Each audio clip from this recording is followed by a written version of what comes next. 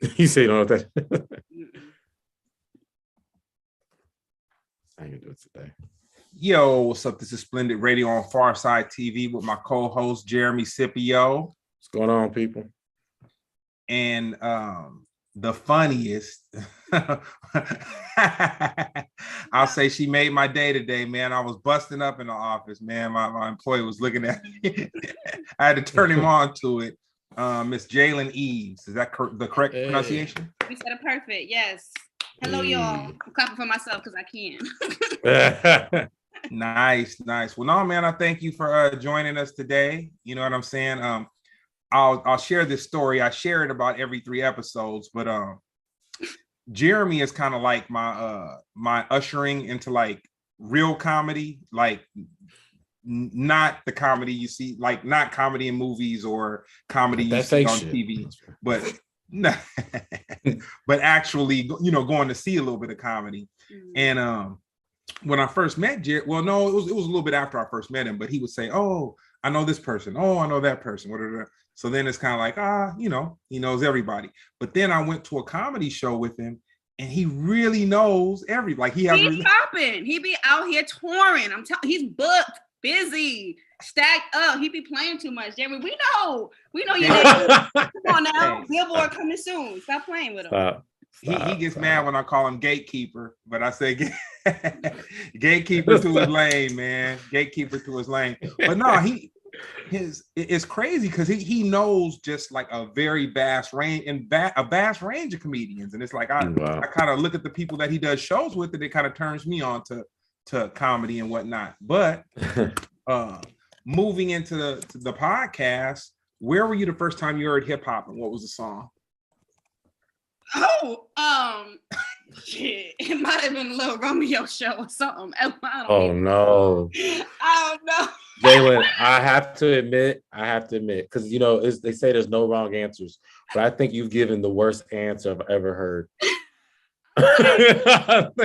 Whoa, okay. To be fair, dang. To be fair, the first hip hop song ever heard, I don't know. I definitely that wasn't the first, but I watched hella TV. That was where my like focus was, and so a lot of songs I heard came from TV, and that was just the first thing that came to mind. I'm trying to think about when I was a kid, like young. I'm sure I heard something else, but listen. Oh, Romeo, give me a chance. No, shit, I don't need a girlfriend. And Bow Wow, stop playing. Bow Weezy was unstoppable. Okay, so Bow Wow was before Romeo. So yeah, he was. I'm just thinking of like the time. Okay. You know what I mean? She didn't look like she was gonna make me feel like an old man, but she sure did. You know? Not even Master P. You was listening to Romeo before Master P. Probably. Did you ever think hip hop would be as large as it is? Yes. Without a doubt. Hip hop, I mean, it's the foundation for a lot of things, you know, like pioneered so many different avenues and different, for Black people in general, to explore and create. And we are the blueprint for everything. So why would this be different? You know what I'm saying? Like that there. Yeah. Ooh-wee. All right. So what city did you grow up in? I grew up in Providence, Rhode Island. Okay. East Coast.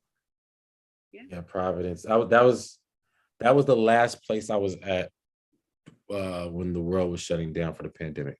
I thought you was about to say something. Wow. I thought you was about to disrespect Providence hard. But that was the last place on earth, whatever. I mean, legit, like, because we were in Boston, but Boston was like shutting down as we was like, it kicked us out. And we had, you know, hotel. The only hotel we could get was in Providence, Rhode Island. What was hotel? And, I feel like you told me this, no? I don't know. I just whatever Providence Road pop up in my head, I'd be thinking like, yeah, that was it, man. I felt like we was on the edge of the earth, and I had a decision to make because it was either I could try to make it in New York and see what was going on because they was telling me Times Square was empty, or because LA was shutting down. Like in my brain, I was thinking like, if the plane shut down and I'm stuck in Providence, Rhode Island, who wants to be there? So that's when my family. Awkward. but yeah, thank God I caught the flight and I was out of there and I never looked back. Providence saved you. It came in clutch. And that's where I got all my toilet paper from too. I brought it with me because back then it was a toilet paper shortage in LA. So thank God for Providence, Rhode Island toilet paper. Listen, your butt was wiped. No problem. Got you. What was the soundtrack to your junior high experience? You can't say Romeo. Y'all about to clown me. Don't do this to me. I already know. B2K. No. Okay, good. Hillary Duff. Wow. Listen, Hillary is that bitch. Okay, let's not play with her. We love Hillary Duff. Metamorphosis. Stop it right now. Can we end the interview right here? Can we just Hillary Duff?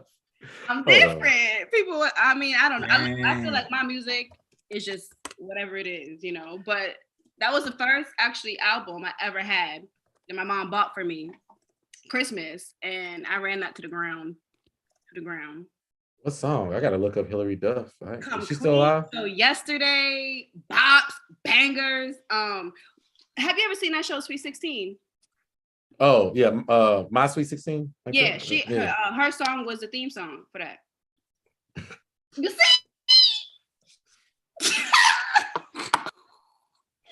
Listen, that's what it was. Sorry, Smooch, my fault. Nah. I leave you stunned to speak. Too stunned to speak. Oh no, I'm my horizons are always open to be broad. You know what I'm saying? I'll say this: you've definitely given the first, and we've got a few episodes under our belt. You know what I'm saying? We might not have the numbers, but we got a few episodes under our belt. I've never heard Hillary Duff or Romeo used in context of to hip hop.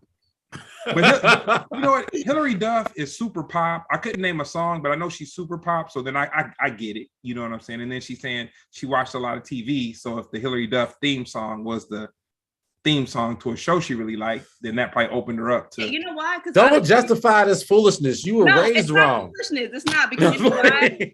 It's true though. Like a lot of people, I feel like they were when they remember like life or memories and stuff, they remember music. I remember shows and moments and like songs. Like that was really what was interesting to me. Like I just watched a lot of TV. I love Disney Channel. I love to draw and stuff like that. So like I feel like just first instinct stuff, I think about that. That's what comes to mind. Obviously there might be other stuff I don't know, but I feel like my memories are connected to like what I was watching. Mm-hmm. Do you like Aaron Carter too? Oh, I love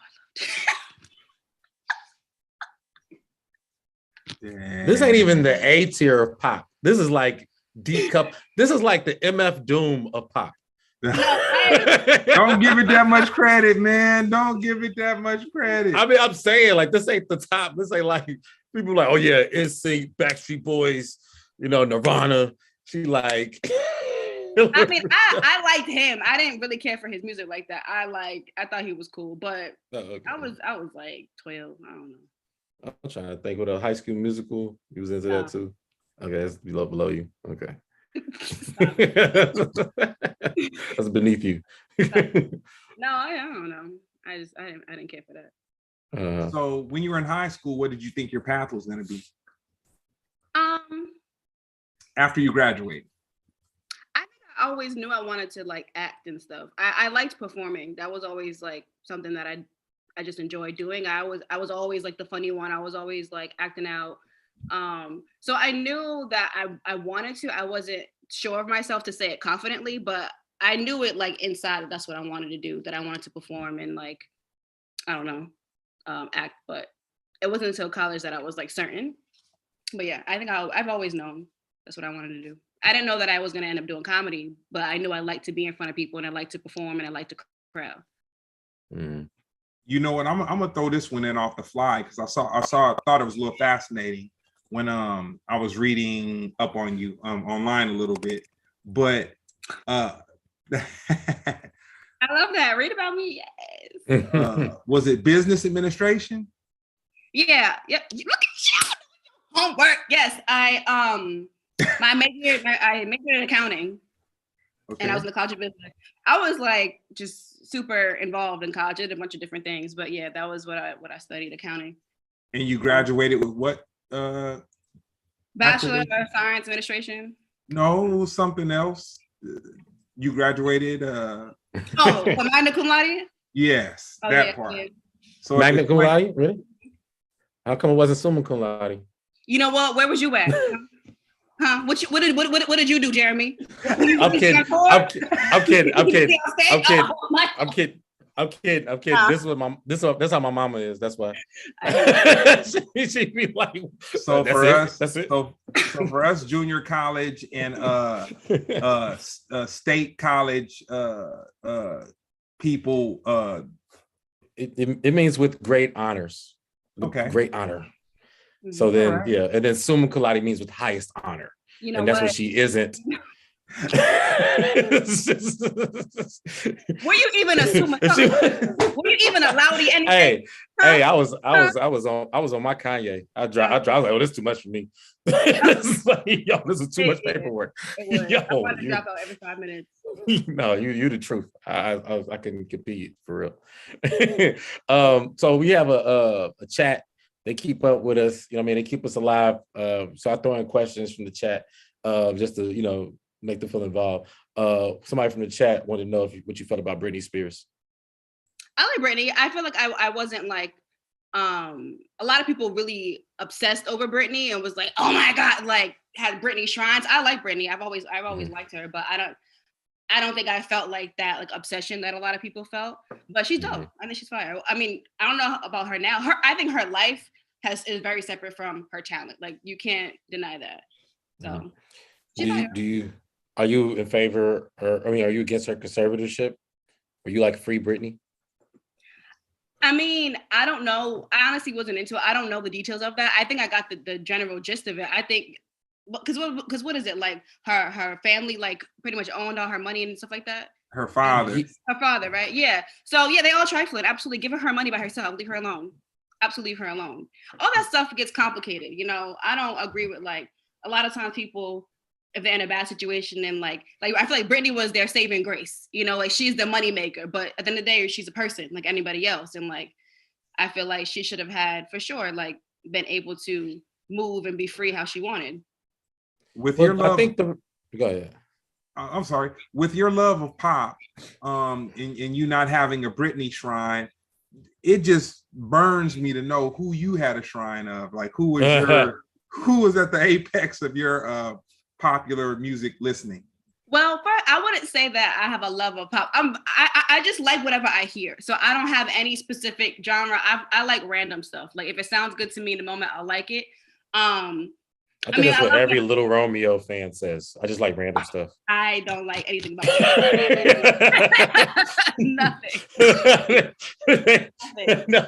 You like Romeo? I just like random stuff. I don't know. You're tired. No, I mean I really like, not with pop, but I really like Nicki Minaj. I like Beyonce. Okay.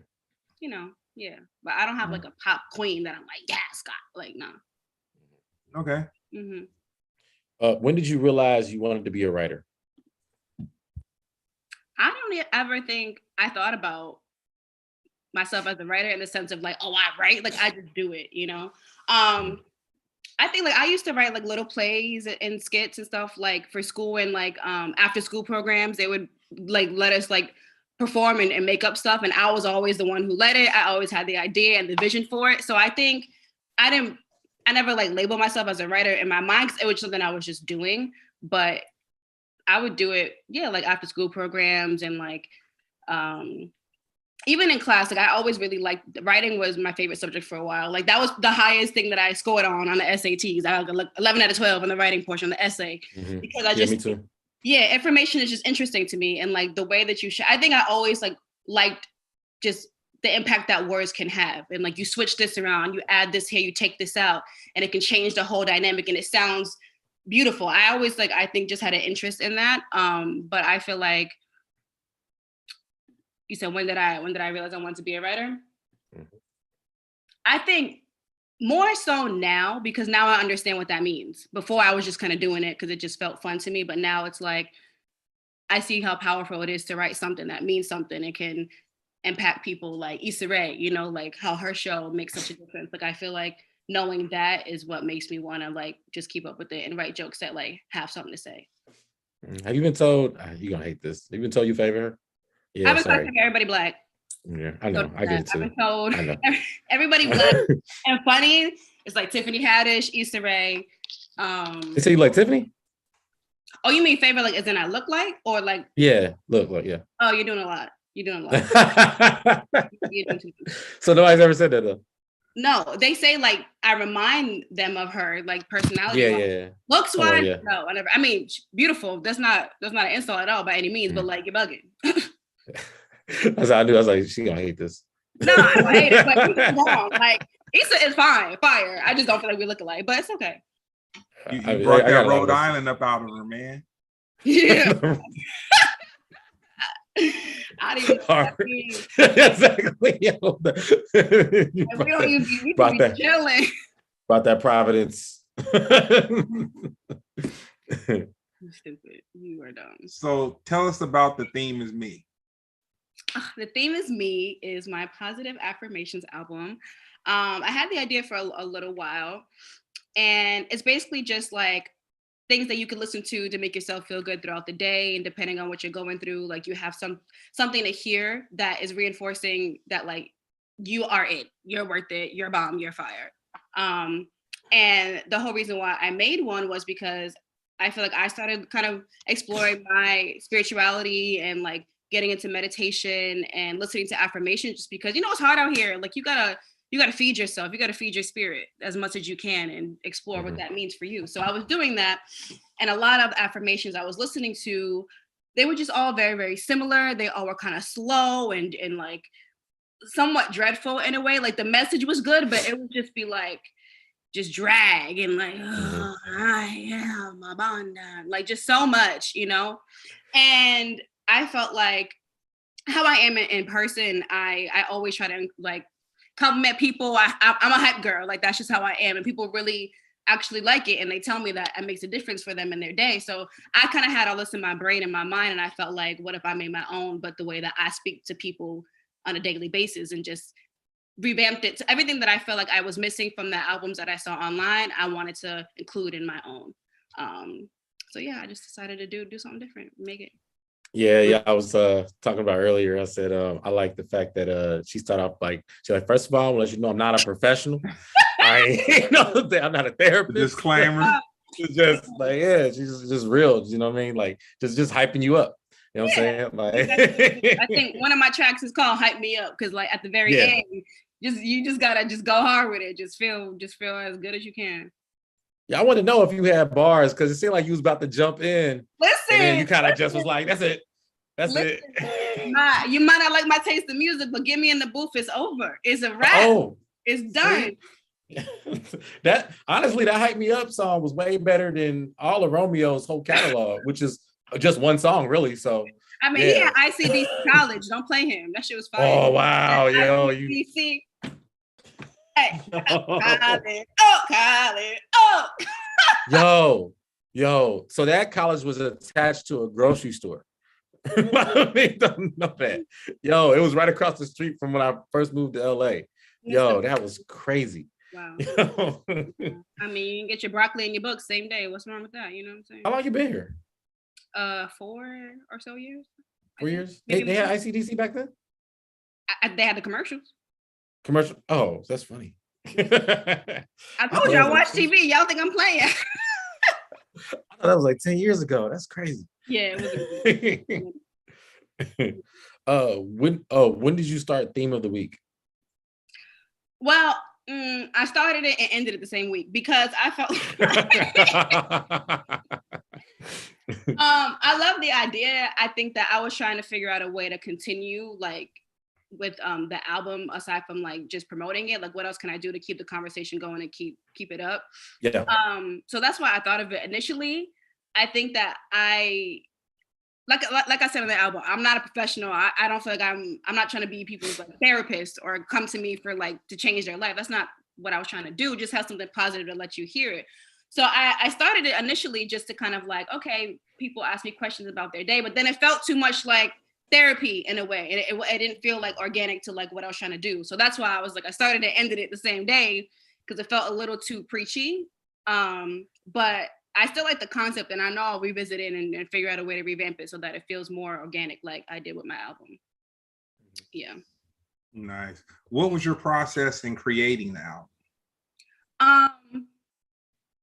I just thought about, okay, what moments and what times of day do I feel like I need the most like positivity, or that is the most difficult for me to feel good. So that's why I'm like, first thing in the morning, if you start your day off feeling good, it's way easier to continue that. So that's why I had one for right when you wake up. And I was like, what are things that we've all gone through? What can everybody relate to? You can relate to getting your heart broken. You can relate to you just want to feel beautiful. You just want to feel like you look good, you know, complimenting. Like we all struggle with our image some way or another, men, female, whatever. So I thought about that. So I was trying to think about relatable things that everyone can understand and see. And then I just kind of wrote out what I would say to y'all, like in my voice, you know, and just translated that. So that I wanted to keep it short. I didn't want to overdo it. I wanted to be simple. Like I only have 7 tracks, 2-3 minutes each around there. And I wrote it out and then I record everything on my phone. Wow. Well, that was recorded from your phone? Mm-hmm. You better get you some sponsors. Huh? You better get you some sponsorship. Listen, wow. I did it. It was super, super homemade. I've never really made anything like this, even producing it. And then my merchandise, like all of it's very new. It's exciting, but it's a lot of information. So I just was like, I don't know how I'm gonna do it, but I'm gonna make it work. And all I had was my phone, and my iPhones, they do what they gotta do. Okay, if you need to, you'll make it work. And wow. You know, I found somebody who could do the music for me. We just blended the two, but my voice, except for one track, but every other track, it was just straight from my phone. Oh wow! Mm-hmm. Yeah, no, the quality was pretty good. That's crazy. I was really impressed. I didn't know that. Yeah. We have another comment question. What is it like being in Rhode Island and knowing New York was so close? Any secret trips to NY and not telling your parents? Well, my dad lived in New York, so there wasn't really no telling him because when I showed up, I stayed at his house, so he knew about it. But I mean, I don't know. I didn't think about New York like that. I feel like anywhere you live close to something, someplace. I mostly just stayed in Rhode Island. Sometimes I interned in Boston for a summer. I haven't really gone to New York that often, to be honest. Anytime I've gone has been to visit my family. That's it. I never really took a trip there. I feel like I wasn't pressed. I'm really good at being at home. Like I be chilling. I don't feel the need to be traveling every 5 minutes. So, but I did go to New York for what is it? The first time I saw The Lion King was on Broadway, ever, and that was dope. Okay. So I've seen a couple of Broadway shows in New York, but besides that, I mean, my family knew I was not really a sneaky girl. I was kind of good, you know. Have you ever seen Beat Street? I have not. I knew it. I knew it. It wasn't on Disney Channel. Okay. If it wasn't on Disney Channel, she didn't watch it. Beat Street. Have you ever seen Drake and Josh? Leave me alone. See, look. Dang. But you've seen it, so stop playing. You've seen it too. I don't want to hear nothing. Actually, I haven't. I just know, like, I can I be honest with you? Can I be honest with you? My nephew was my guide to that whole world. See, I'm more of a Nickelodeon era. That was my Me stuff. too. That's okay. Yeah. But it's like the older, like Keenan and Kel, all that era. Oh, Cousin Skeeter, that was good. Cousin Skeeter. Okay, so you stuck around. Yeah, wow. I liked all the channels. Okay. I loved that. Especially once Disney Channel started popping. I was just like, I ain't gonna lie. Don't be offended. You already offended. I really felt like they were dumbing down entertainment so bad. No, I'm not. That's facts. They were 100%. Because like I could not watch, and I tried because I liked what's her name? Raven Simone, but I could not watch. I knew it was coming. I could not watch That's So Raven. It was like just below my tolerance for television. Greg, you've been lovely. You have been amazing. I appreciate it. Gotta go. What did you say out loud on live? You okay? She was like, okay? Hold on, wait. I have a vision. that was every episode. That's the point. All these shows, every episode got a plot. That was the plot. That was literally the plot. I'll just be like, okay. Like, yo. Raven. Okay, wait. Let's talk about her for 2 seconds. She was really the blueprint for. She was the reason why I believed that I could act, because I felt like I saw a lot of how she was very just herself, very natural, very goofy. I think you don't see a lot of goofy young Black girls like that growing up. Very true. The reason why I love her too is because that show, initially when she auditioned for That's So Raven, she auditioned for her. She auditioned for it. She didn't listen. What? She auditioned for Chelsea's part, her best friend in the show. What? And then they loved her so much. They changed the name. The name was originally called Totally Psychic. They changed the whole name. They scrapped the script. They rewrote it. Of course. They rewrote it to make her the lead. Of course, she's the only talented person on the show. But that's, you know how big of a deal that is? And like, she was the only one on Disney Channel who was a Black lead in the show. She had the longest amount of seasons on any Disney. They cap it at 3. She had 4. That's, to me, I'm like, that's fucking fire. You audition for something, and they're like, you know what? You bomb. Everybody else can go. Let me rewrite the show, change the name to your name. That's amazing. So put some respect on Miss Simone. Hey, I respect her. The show, it was, like I said, just a little below my. Next question. Yeah. But no. Let's keep it on Raven. She's actually one of my favorite rappers. I like her over Romeo. She was the most famous 5-year-old at one point. She was on what show was it? Johnny. Was it Johnny? No. Was it? No, I mean, well, you got Cosby first, sure. No, I mean talk show, not like TV show. Oh, talk show. What talk? She was on talk show. You talking about when she was She was 5. I can't think. Yeah, it was. She was on Arsenio and all that stuff. I don't know, but she was really good on that. But yeah, I've always respected like talented people, and like I like the way that people come up in their own stories, and especially like the black women. Like, you know. No, I respect Raven a lot. I was actually remembering she had this rap song. Look at you, ready. I actually do like her. She had a rap song when she was like about 6 or something. It was like, my friends and friends, we don't care about colors. A new generation that loves one another. Hey. Like that was my girl. Shame on you. That was hard. That was like 95 or 6, something like that. I actually went to her house. She had a party. Yeah, like we was doing a comedy show. After the show, she was just there in the audience. She's like, yo, everybody come to my house. And she gave the address. So so I actually went, huh? No, I'm listening. Oh yeah, look at you now you listen. But it was the funny part. You remember when she was I think she was on The View or some show, and she was saying how she don't believe in she don't think she's black. I think she's talking to Oprah. The View. She was like, I'm not. She said, I don't consider myself black. She said something like. She said she's not from Africa or something. Yeah, and they tore her up over that, right? Yeah. And she was going hard. Like she was like just saying her opinion, right? And I was like, oh, she tripping. But I remember from every continent in Africa. Yeah, she was tripping.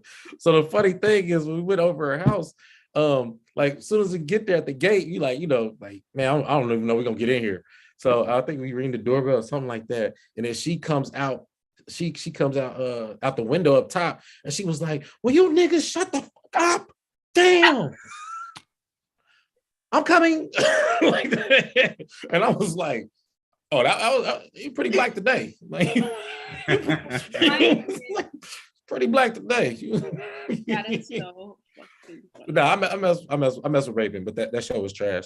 Has faith played a role in your decision making process? First of all, that transition was ass. Let's just say that.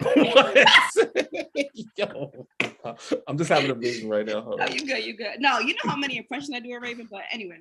Let's see them. Huh? That's what I do on TikTok. I just do different. I do her different situations and stuff. What you want to see? I can sound like her. That's what it is. Give us one. You're nasty. That's what you do. Keep it going. The people in the chat want to see it. You will not believe what I just heard. Go give me a kiss Feel like that. That's pretty close. I wish my nephew was here so he can get excited. Yeah. He'd be like, "That's dead at all." It's all that's what I do on TikTok. But answer your question. You said, has faith played a role? Yes. I think the only role that I have is faith. I think any type of entertainment, you have to. There's been, I mean, especially when I first moved out here, it was very I feel like I did well, and then it's like it's also like when you're doing well, they don't really teach you. No one really talks about how do you maintain your pop. What do you do to continue it? What do you do to excel? And I feel like a lot of people have gone through that. Like they might book a show and then don't book anything for a while, or they might have a really great set and then bomb the next show. And it's like, how do you keep going? What fuels you? And I think you have to just have faith that like it will work out. You have to just find a way to believe in yourself, believe in what you're doing, and just hold on to that as best as you can. So for me, it's been plenty of times when like things weren't working out, or like I didn't have a place to stay at some point, this, that, and the third. And like all I knew was that I'm gonna stay here and I'm gonna figure it out. I don't know how. I really was like, didn't have no ideas left, but I feel like that's all faith. That's all hope, and like believing in that it will pave the way, and it always did. I mean, for 4 years into you being here, I mean, that's actually not, the people who haven't figured it out in 10 years, you know what I'm saying? So yeah, that's pretty impressive, man. Yeah, I mean, a lot of people within this amount of time have left or given up or changed away, and there's nothing wrong with that. I think the whole point is like if you feel you have a calling, you explore it, and may or may not work out. But I think for me, it's like I just have to keep up with it, no matter what I go through. And I've been very like diligent about that part. If all goes to hell, I know that I'm gonna still stay here and stick it out. And for me, that's definitely all faith for sure.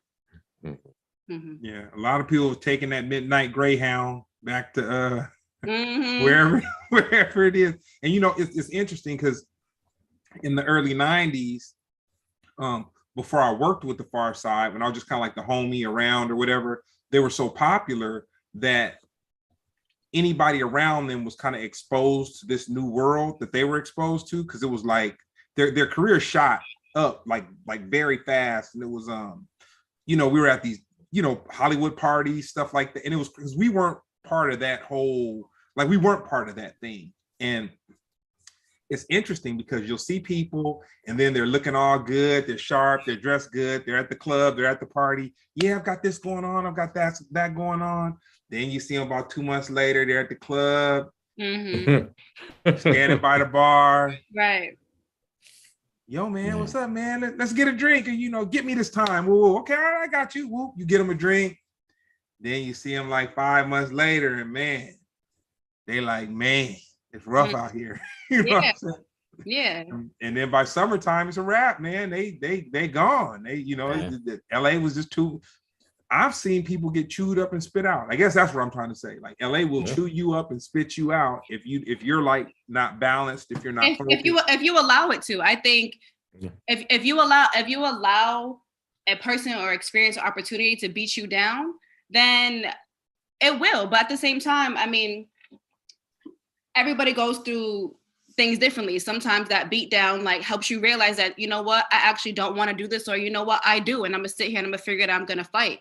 And there's a lot of imposter syndrome that we all deal with of like, do I deserve this? Should I be here? I don't know. Am I meant for this? And a lot of situations can, like you said, getting beat down or somebody criticize you can be your last straw. But at the same time, I think it helps you kind of like realize what you want and center yourself as much as you can. But I don't know. Everybody has their own ways of dealing with things. And like, that's why spirituality, I feel like I never was into any of that until I moved out here. Cause you need to, there's a lot besides it being expensive. Like you said, people are kind of ruthless, but I think the more you can pave your own way for yourself, even like with your mind, like the better chance you have of not being chewed up and not being spit out. You know what I mean? Cause it's like, you found a way to power through with yourself. Before you moved to Los Angeles, was it what you had pictured in your mind?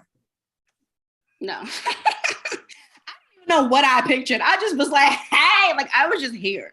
I didn't really have a thought. I thought for sure I was gonna make it in 5 minutes. Like I just was like, I'm gonna be here and be fired, and that's what's gonna happen. And honestly, a lot was happening for me relatively fast. And that's what I also never put too much thought into. That's why it's like, when I mentioned, you know, when you get a pop, when you get attention, what do you do? How do you maintain? What's the longevity like? I don't think I ever really thought about longevity. I was, when I first moved here, just like hungry to do something and start and have my name being, I just wanted to be known immediately. But I didn't really think about, you know, how they say the process and like taking your time. I never really thought about the journey. I just wanted to be there. So I feel like, damn, you said something else. I don't know, but. All right, don't trip. So tell me this.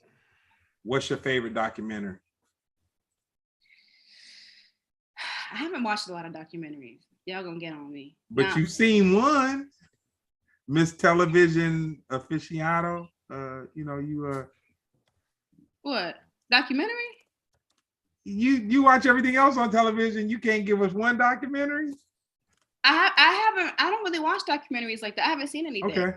No. All right. Mm-hmm. Not that I could think of. Oh, you know what? I lied. I watched Whitney Houston's documentary. But really? I did. The only thing I didn't like about it was like, I feel like they centered so much on her downfall more so than her spirit and her, you know, abilities and like her accomplishments. Exactly. And it's like that. And I think that's also why sometimes I shy away from documentaries, because I feel like depending on the person, they tend to focus on the downfall of their career versus like how they got there. And you know what? You're right. I watched the Mike Tyson documentary before. I think I watched Ali. I did watch stuff. I just, again, it was such a long time ago, I forgot about it because I haven't seen anything recently. But I watched a couple people's documentaries. But I think I still, despite them focusing on her, you know, addiction, I did like Whitney's because there was a lot about her I didn't know. And my mom loved Whitney Houston. She was about to name me Whitney, but she was like, I'm doing too much. But I think I watched it with her, and it was nice to see how like much it brightened her up to watch Whitney because she really looked up to her. And then I ended up doing some audition to play Whitney, but I didn't get it. But it was just like a lot. It was cool. You know? Do you have a Whitney impression? No, it was like I had to mimic an interview from her. Yeah, I saw that audition. Not yours. Not yours. Okay. I seen like the breakdown. Okay. Then yeah. Exactly. She was like, "How did you? You really are a gatekeeper." Like I don't know what's going on behind the scenes like that. This is like one of the embarrassing Hollywood stories for me. I actually auditioned to play Tupac, but it was back. It was back when look at hold on. First of all, you ain't gonna disrespect me on this show. Let's know that. Secondly, oh man, keep the acting name out your yeah, look, so let me see, where do I even start? All right, that's dope though. Honestly, that's what's up. That's fire. I mean, that's what it is. I mean, the dude they got, the one I auditioned for, they didn't even make that movie anyway. It was supposed to be by Antoine Fuqua, but then they moved on, and then they got the one that came out was by Benny Boom. And that was terrible. I'll go on record saying that, and it is what it is. Everybody knows that. But so I met Robbie Reed. You know who that is? Mm-hmm. Yeah. So first time I met Robbie Reed was outside the Comedy Store, and she was like, I just kind of generically met her. I wasn't thinking about who she was or nothing. I just didn't hit me. And somebody was like, yeah, they introduced us, and she goes, while I'm talking, she goes, do you know who you remind me of? I was like, no. She goes, who do people say you look like? I was like I said Dwayne Wade or Eddie Murphy. She goes, no. And I'm like, who are you thinking? She's like, I'm thinking Tupac. And I was like, well, I think you're crazy, right? So she gave me her card. She said, hit me up sometime, and that was it, right? So 2 days later, I'm up talking to the homie, and I was like, hey, what's this lady? She said she used to cast movies for Spike Lee. And he's like, Robbie Reed? And I was like, yeah. Like, she was here. She said, I look like Tupac. I was like, what? And then I was like, she gave me her number. It was like, yo, they're making a movie, right? And I'm like, oh, they like, if Robbie Reed says you look like Tupac, you must go get that job. So then it hit me. I was like, I need to take this seriously. Right. So I'm calling her. She ain't answering. Like, so then when I found they had the audition, whatever, because she wasn't even the person, but she the one that inspired me. This lady, I think Kim Harden, you know her? She's a big cast. I think I do. She's a huge casting director. Kim Harden? Oh yeah, I follow her. Mm-hmm. Yeah, and she so she was doing it. And yeah, man, I got the breakdown. I was practicing and all that stuff, and I shaved my head. I shaved my head bald. Give me a line. Nah, man, because you ain't do Whitney, so nope. I don't remember. I have no idea. I really don't remember. Me neither then. I hate you. I gave you Raven. It's okay, but that's crazy. All right. Here we go. Okay, go ahead. All right. Can we cut the feed? No, leave it. Nah, I can't do it. I don't know. Like, I can't. I don't remember it. I just remember. He said, "Why am I always in court right now? Why me? So I'm Tupac? No, I'm not. Dang." He said, I'm only to be responsible for the things that I say and I do. Mm. That's what he said. He goes, dang. I can't remember. Oh, he said, yes. Oh, here it is. Here you go. Yes, I am gonna say. I can't do it right. Yes, I am gonna say I'm a thug. That's because I'm from the gutter and I'm still here. I don't say I'm a thug because I want to rob you or rape people and things. I'm a businessman. You know, I'm a business because you can find me in my places of business. You know what I'm saying? I don't be up in, you know what I'm saying? I don't understand this. Yes! All right. Oh, Puck, you came back. Yo, it was crazy. That's crazy. Live on YouTube, Puck is resurrected. All right, enough about me. The theme is you. I like that. I like what you did. The theme is us. The theme is us. The chat got questions. What's your favorite place to do stand up? Laugh Factory. Laugh Factory. Okay. Somebody said they really feeling the theme is me. So there you go. Appreciate it. And your top 3 comedians. Kevin Hart, Dave Chappelle.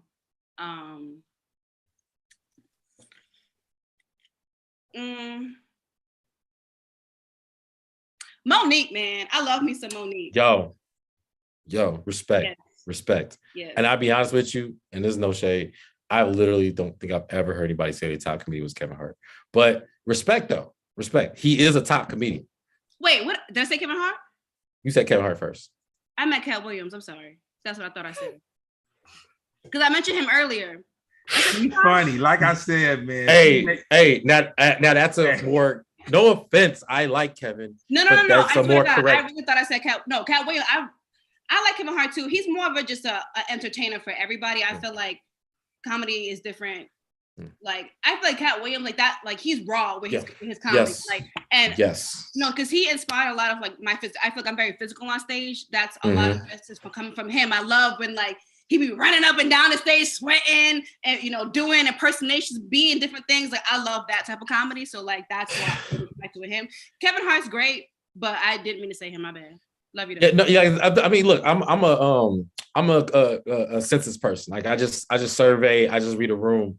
And I just not gonna lie, I don't think I ever heard anybody. I mess with Kevin, but when they say top comics, it's just very rare. First, like Kevin Hart. That's very rare. So when I thought I said Cat in my mind. Cat, now people do that. They be like, oh yeah, top Cat for sure. So but I definitely respect that. This is the subtle stuff too. Like I really like his. Because I swear. Okay, go ahead. No respect. It's the subtle stuff with Cat because me and my girl, we always, man, it's like you just watching this Pip and Pip. That's one of my favorite specials. And the part where he's talking about Eddie Murphy, where he said Scary Spice, I can't think of her name right now, but she got pregnant by Eddie. And she just said he was like, she was quick too. She flew it. He said she flew down in America from England, like, okay. She said, hi, Eddie, we're pregnant. Bye-bye. Come on. That was my point. We do that all the time around the house. It's so stupid. Fine. Oh yeah, your word's fine. That's fine. Yo, Mo, go ahead. Dang, I don't think we had a guest ever just leave the one chat window. Come on, man. Hey. You said Monique. The theme is the back door. No, Monique, she just you heard that just apologized to her. Yeah, I did. Lee Daniels. What's your Yeah, and thoughts on now that? she's casted as someone on Netflix. Yeah, they gave, it was Octavia Spencer's part when they gave it to Monique. I mean, I'll tell you, she's been holding it down for a minute. I think Monique needs to make her, reappearance. I feel like, yeah, she's very talented, she's very natural, very naturally funny. I feel like she also was very big at one point in time. I mean, I watched The Parkers religiously. That's my show I rewatch. But I don't know. I like her energy. I'm big on energy and like what she brings, and she can just snap and switch it up for real. But what you think about the apologies and like? That's the thing. When I feel like I look up to people, I try not to dig too deep into their issues, because I don't want to take away from what inspired me to like you, unless you do something crazy, you killing people, then I can't mess with you anymore.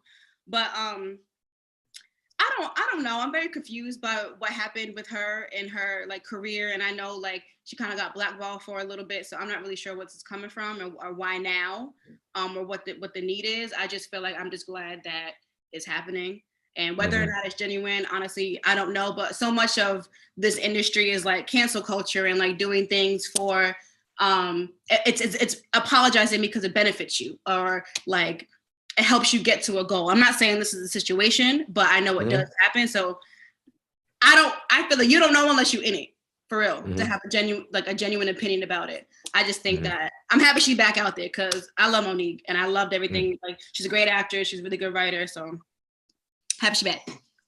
Yeah, I was team Monique all the way. I really thought it was, I thought Oprah, Tyler Perry, and Lee Daniels did her wrong. Like every time it got broken down to me, I just was like, yeah. Then Steve Harvey came at her. He was wrong. I remember that, and I was just like, because I love Steve too. I've been to his. I've been a little audience member for him a couple times just because I like to hear him talk. You have I got a little t-shirt with Steve on it. I had to like Dougie for it, but I did it. Yeah, I don't know, man. I'm just, like I said, I feel like it's overdue for sure. For her to come back and pop out. So I'm excited to see what she does. Her and Precious, stop. Stop. Who would play you in a biopic? Who would play me? I've never thought about that. Can I play myself? I mean, I got another question. Then I always say get an actor, at least pick somebody. But if you can't, then I say what would you call it to? What would the movie be called? Ooh, that's a good question. What would the movie be called? Just watch. Just watch. Okay. Just watch. Don't believe me. Just watch. No, just watch. No. Hey, you don't have an actress or nothing? That would play me? Because I'm trying to think of somebody who I feel like would favor me. Keke Palmer. Oh, I think she'd be great. She's killing it right now too. She's killing it. Keke is booked. You and Keke unstoppable. Y'all be booked. You know what I'm saying? That's stupid. She going, thank you. Yeah, no, and I think she's really funny too. Very like spirited. I actually met her. I forgot. One time, like I was waiting on her table and I was like, Keke. I act like I knew her, but she was really nice, very very pretty. So yeah, I think she would kill it. She heckled me during a comedy show and would not let it go. Really? Like, I'll try to move on. She would not move on. No. She was doing the positive heckle thing, but it's still annoying. You're like, yes, okay, like that. You got this. That was hilarious. Oh my God, you crazy. He funny, ain't he? And I'm like, but was she like kind of being like sarcastic about it? No, she was being helpful, but in her own way. That's how she watches TV. That's just how she is. I'm against comedians hitting people in the audience, but that's when the comedian's supposed to hit them in the audience, man. They've opened the gate. They've opened it up. She's being, I mean, you gonna hit Keke? Come on now. No. And then on top of it would have turned into something different. You know what I'm saying? She was being supportive. It just was a lot. It was just like, okay. But did you call her out? Did you be like, yo, appreciate you? I said a little something. It's actually documented somewhere. Somewhere. I got it on my computer somewhere. Says save Nickelodeon. What you say? Nah, that was good. This was a long time ago. You know Brandon Brody? Mm-mm. Yeah, I think he's cool with her because I think he brought her to the show. Mm. But yeah, he been on the show. So that's why you went. You kept it in first gear. What you mean? So we gonna ask you yeah. That makes sense. Yeah, I see what you're saying. Yeah, absolutely. Oh, okay. Yeah. So tell me this though. I got a question for both you guys. This we'll start with you, Jaylin. So when you're doing your stand-up and somebody wants to heckle you or whatever, what's your process of dealing with it? You ignore it, you move past it, or are you as a comedian, do you have something in your arsenal where you're like, okay, they didn't open this up. We going I haven't had too many people like for real heckle me. I've had like comments here and there, but they weren't trying to sit there and keep it going. I never had anybody like continuously interrupt me, continuously go back and forth. At this point in time, I'm sure it's going to happen because it happens to everybody. But anytime anyone's like made a comment or said something, I acknowledge it. I'll just kind of make it quick and then keep it pushing. And then so far they haven't really kept going. Or like, I'll like be like, okay, enough, like I'll acknowledge them and then kind of shut them down so they know like shut the fuck up. But I haven't had anyone go too hard at me at this point. Mm-mm. You, Jeremy? I handle it differently depending upon the situation. I don't really believe that the stage constitutes too much of a different interaction than whatever you do in real life. You know what I mean? Right. I hate when people get kind of a little too high and mighty with the comedy thing. And I also hate when a audience member gets too disrespectful just because you're on stage. They think they're adding to the show. I treat you just like if you were to interrupt me right in my face. You know what I mean? Like, is there something you have to say that's really important? Then say it louder. If not, then please shut up because they were all listening to me. You know what I mean? Like, I deal with it accordingly. And sometimes it's been great. Sometimes it hasn't been so great. But for the most part, like I have a pretty good record with audience interaction. So it's, technically if I'm doing like an hour-long show, it's part of my show. So I mean, I don't go full D.L. Hughley where I go down the road like you need to get your hair done. And then you like look, Big Bird and Minnie Mouse, you need to do like I don't do that. Okay, yeah. Oh man. But yeah, I'd say like it is a part of what I do. Like I address the crowd and like I said, it don't go south as often as people want it to or think it is. I mean, you said an hour show, drop the special. Come on. We talk. I got, man, you don't even know the little phone calls I was doing today. It's crazy. Oh, bro, that's okay. It's crazy. But I'll keep NDA. Got you.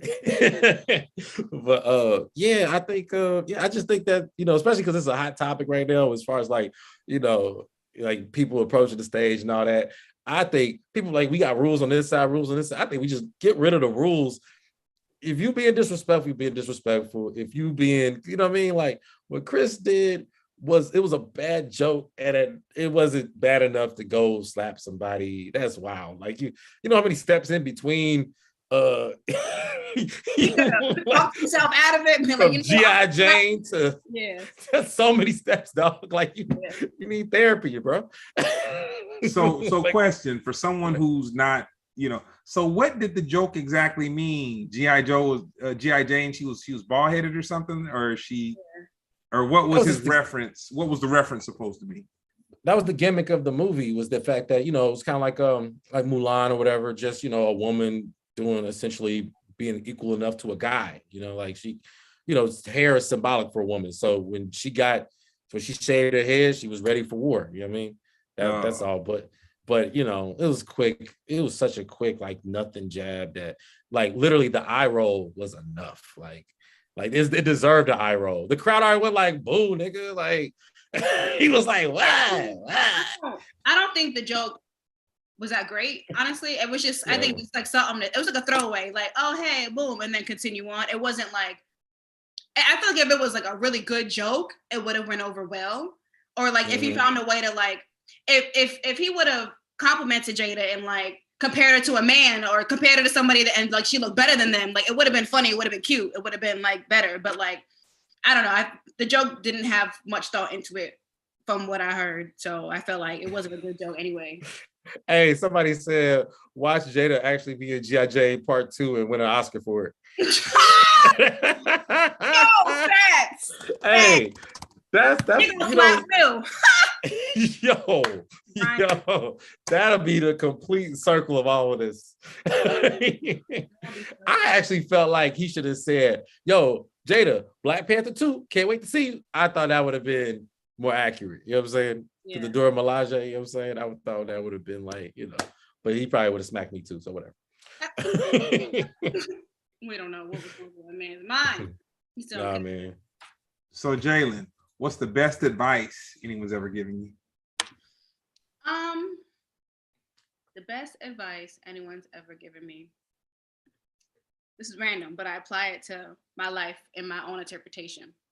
They was like, eat the bad parts first. You can save all the good ones for later. This was like specific to like food, like, or like, like when you eat like a donut or something like that, and like the middle is the best part. And a lot of times people just go for that first. It's like, no, eat everything around it and then save the good part. So you said a donut? I mean, no, like a coffee roll or something like that. See, okay, because a donut don't have nothing on the inside. Yeah, see, that's what I'm saying. So that's confusing. All right, well,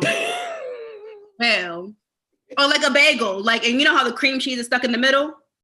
You feel me? Yeah, like save the best parts for last.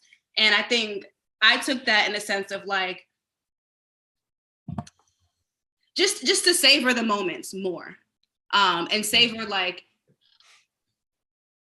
even the bad part is along the way to like make it to be great, So like I take it as in like I said, when I wasn't doing that great, when I wasn't doing well, things were bad. It's like, okay, I'm eating all the bad parts right now. I'm eating the bad parts. I'm just consuming it and save the best for later. And then every time something comes up, it's like, okay, I keep getting to the best part every single time, So that's kind of how I interpret it.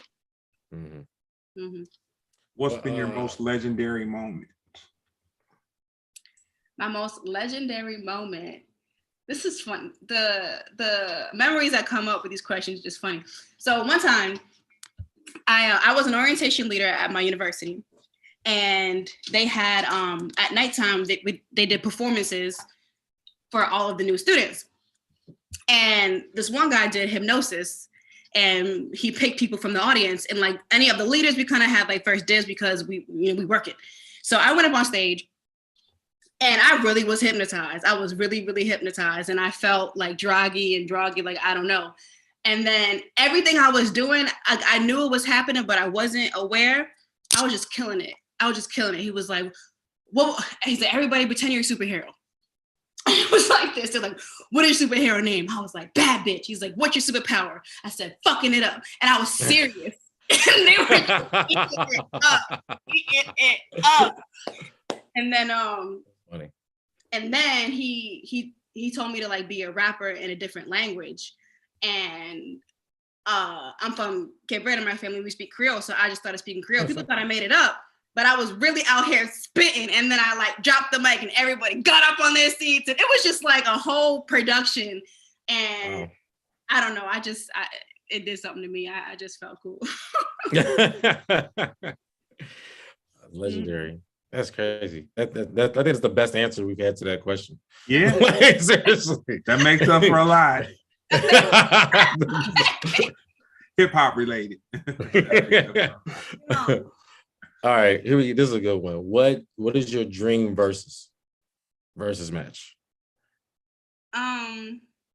Dead or alive too.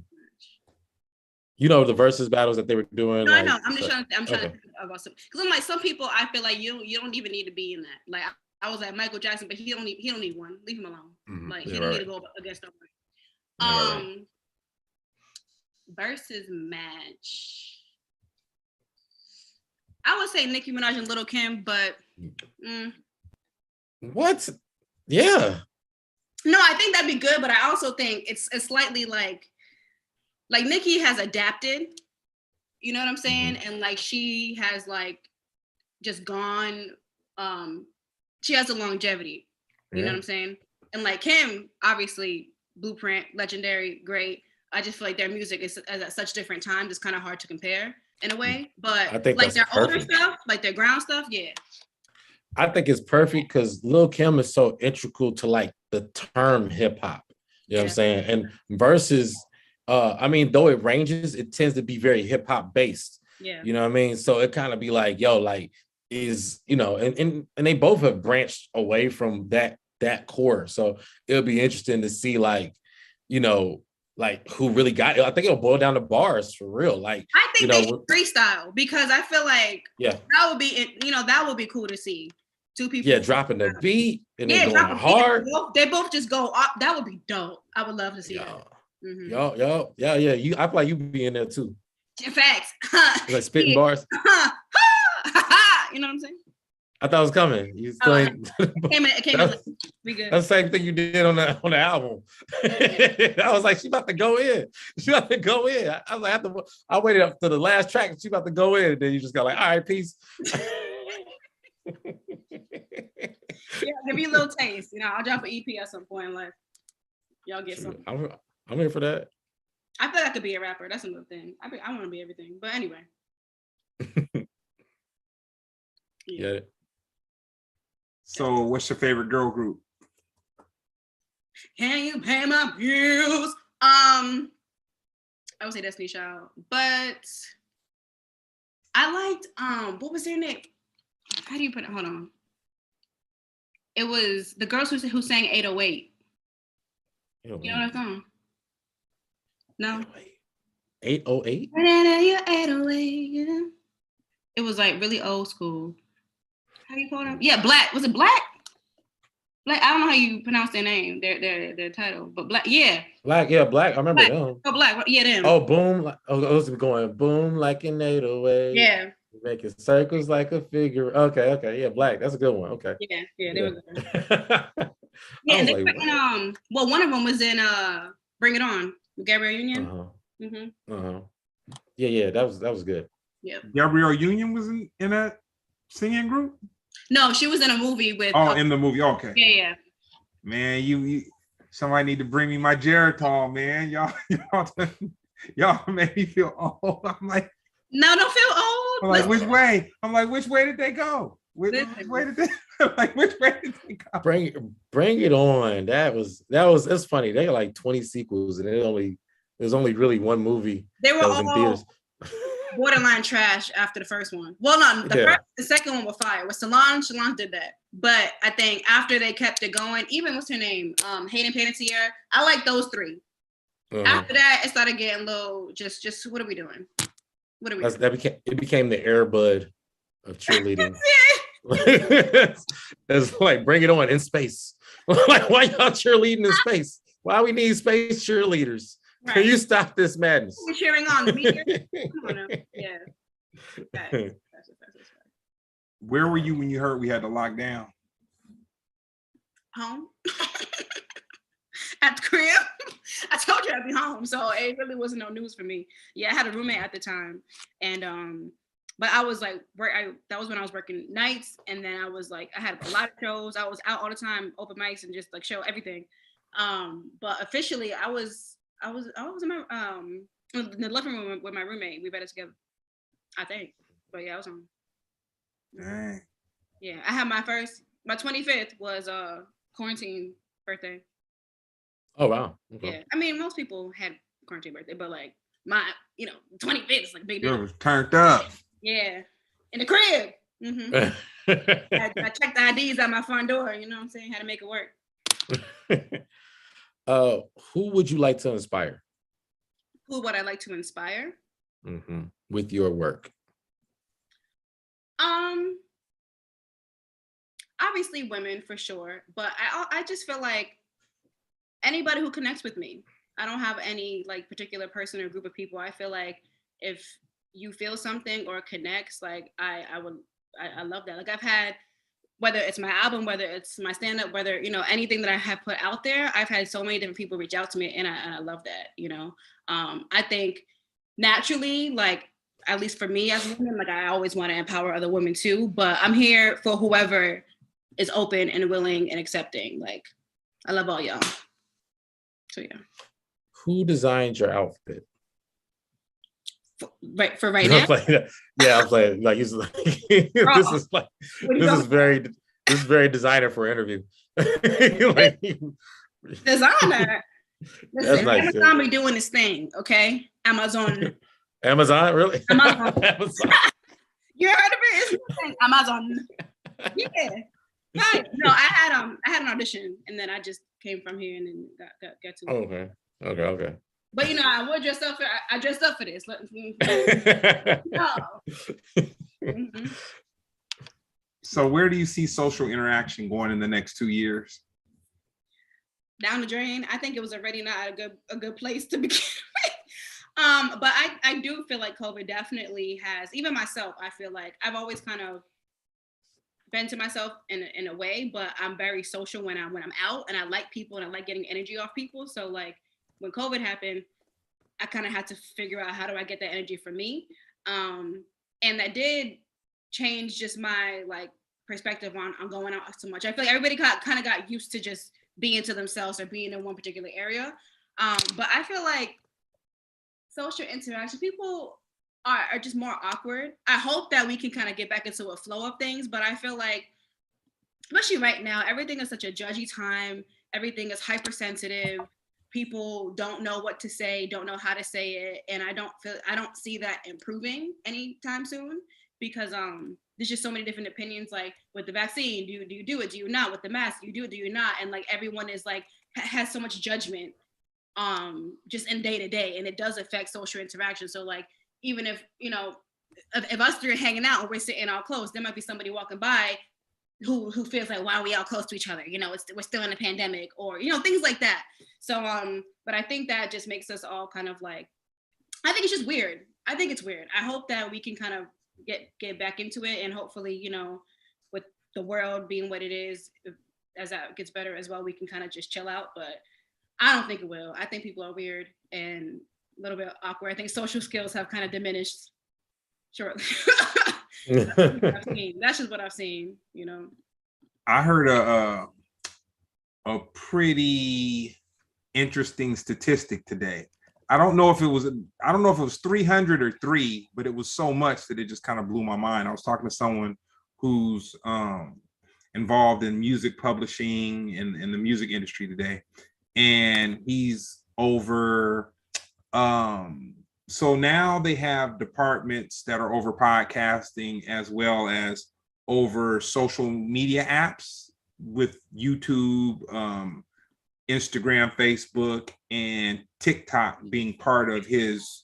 So as him working in the publishing situation, the sales that TikTok has generated has created a lane for him and what he does for his company to kind of be involved in that whole thing. But today he told me that TikTok, I don't know if he said 3, it was probably 300. Either he said 300 or 3 billion subscribers. And it really blew my mind that the music industry, like that something came about that people really weren't, it wasn't on the radar, but it's generated so much revenue that, he's not a small time guy, but so the social media part has generated so much revenue that with these publishers, there's actually departments now that actually deal with the different social media channels. That was kind of fascinating.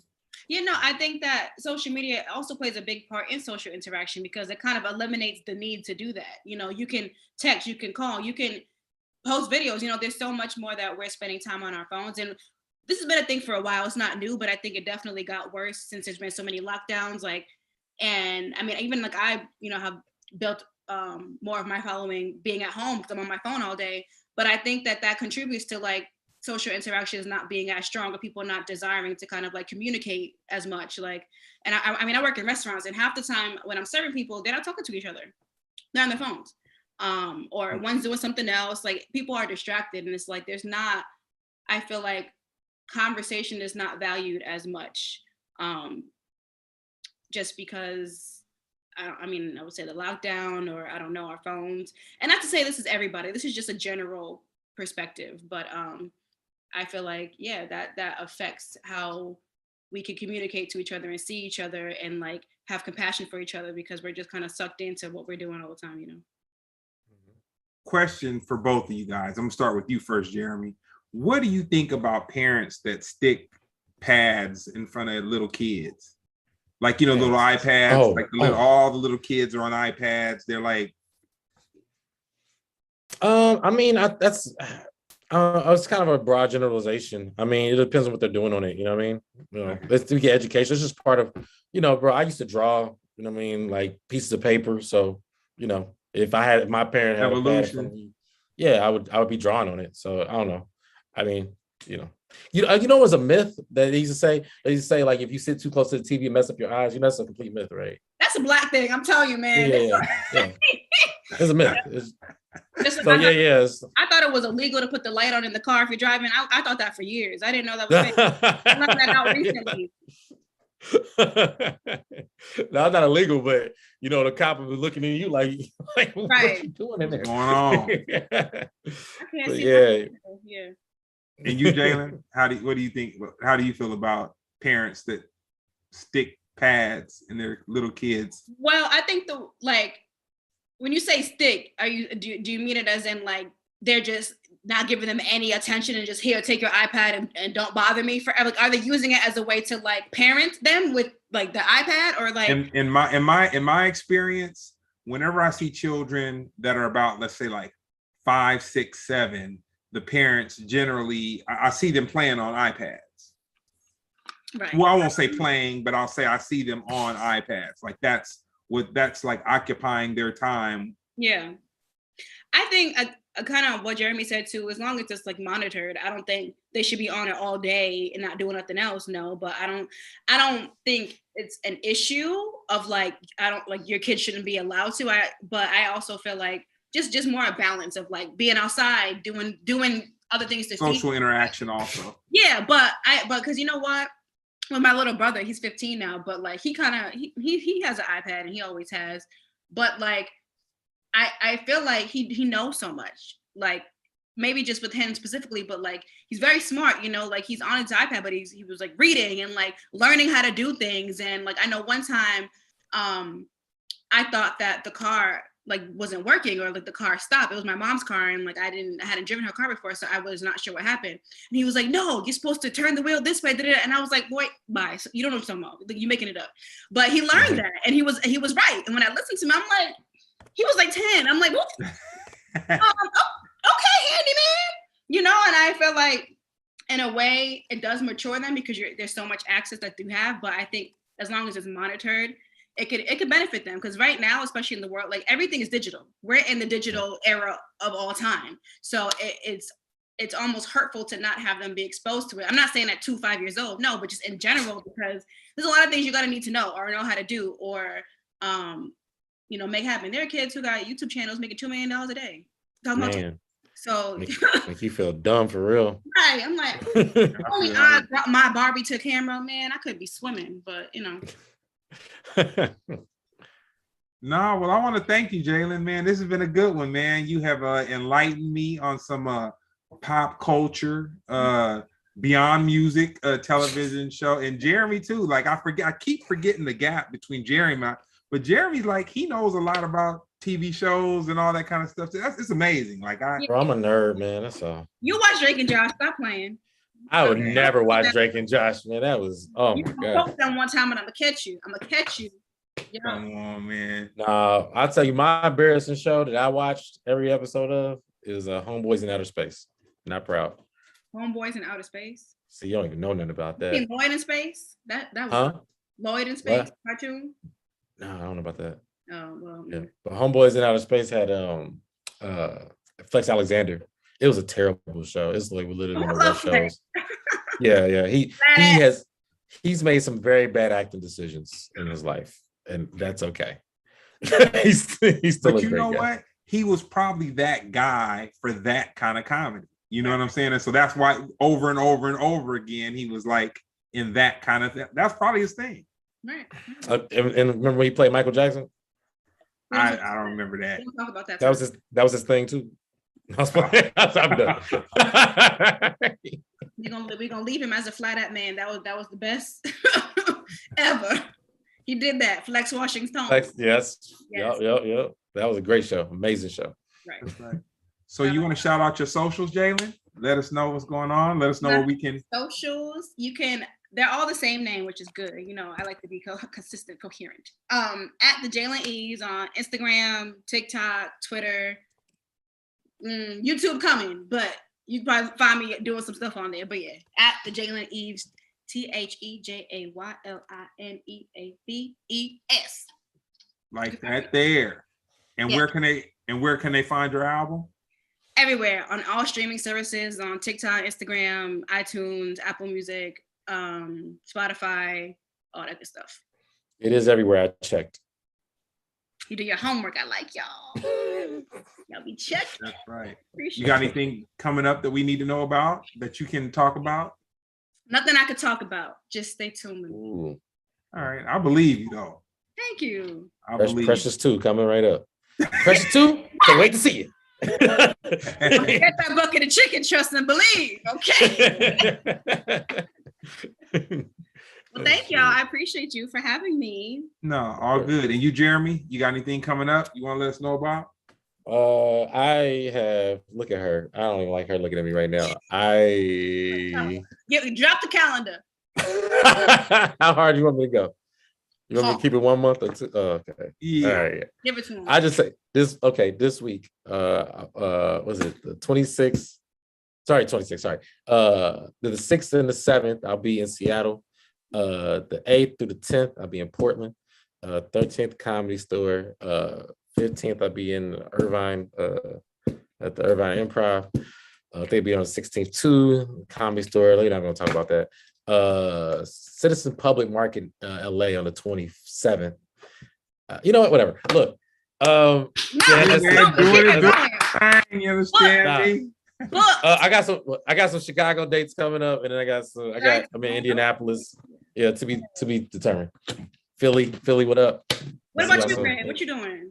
We want to know about Greg. How you doing, Greg? Oh man, Greg is just trying to survive one day at a time. Okay. I listen to 10 minutes of motivational something every morning. I can understand where you're coming from, because when you listen to motivational stuff, it puts you on a trajectory going up. So everything else that comes to you, you're coming down if you come down after you've gone up. But if you haven't done anything and your gutter level and anything happened, people lose their mind because they're dropping from a very low level anyway. So Greg's just trying to make it one day at a time, man. Just trying to survive, stay positive. Yeah. You know what I'm saying? Try not to walk up on no stage and slap nobody. You know what I'm saying? I've definitely wanted to slap a few. You know what I'm saying? There it is. I'll tell you one thing. The best chocolate cake ever had was at a restaurant called Greg's in Rhode Island. Look at what you did, Greg. Look at what you did, Greg. You did that. See.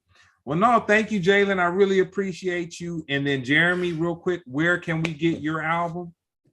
Oh, man, look, if you love me, iTunes. If you love me, iTunes was one. Sociopath.